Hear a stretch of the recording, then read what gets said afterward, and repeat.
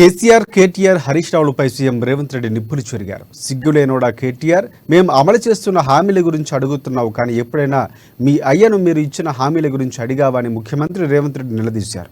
మణుగూరులో కాంగ్రెస్ ప్రజాదీవన సభలో BRS BJP ప్రభుత్వాలపై ఆ తీరుపై మండిపడ్డారు. 10 ఏళ్లైనా ఇచ్చిన హామీలు అమలు చేయలేదని ఆరోపించారు. కానీ తాము 90 రోజుల్లోనే పలు గ్యారంటీలు అమలు చేస్తామని చెప్పారు.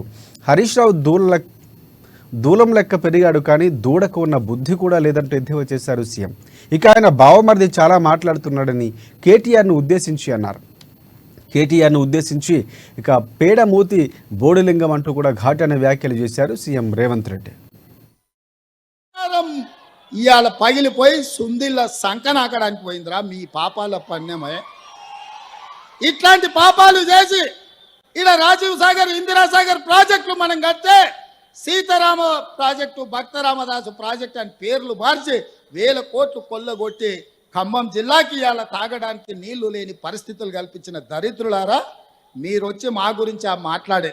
ఆనాడు కేసీఆర్ అన్నాడు, ఇందిరమ్మ ఇండ్లు వద్దు, అవి డబ్బా ఇల్లు, డబుల్ బెడ్రూమ్ ఇల్లే ముద్దు, ప్రతి పేదవాడికి డబుల్ బెడ్రూమ్ ఇల్లు ఇస్తాం, కొడుకు కోడలు ఉంటే ఆడవంటారు, పండుగ పూట బిడ్డ అల్లుడు వస్తే యాడ ఉంటారు, గొర్రె పిల్లను మేక పిల్లను ఉంటే యాడ కట్టేస్తారని యాస భాషలతో ప్రజలకు మాట ఇచ్చిండు.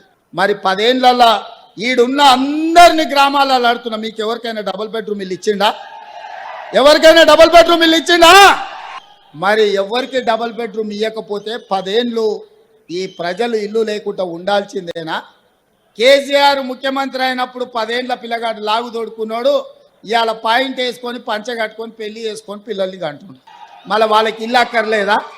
అందుకే ఇవాళ ఇల్లు లేని పేదవాడికి, పెళ్ళైన ప్రతి పిల్లవాడికి ఇందిరమ్మ ఇల్లు ఇవ్వాలని 4.5 లక్షల ఇండ్లు 22,500 కోట్లతోటి ఇవాళ భద్రాచలంలో మీ పేదోళ్ళని ఆదుకోవడానికి, మీ పేదల ఆత్మగౌరవంతో బ్రతకడానికి మీ ఇల్లు మీకుండాలి. మీ ఇంటి ముందల మీరు కూర్చేసుకొని కాళ్ళ మీద కాలేసుకొని కూర్చోవాలి అని ఇవాళ ఇందిరమ్మ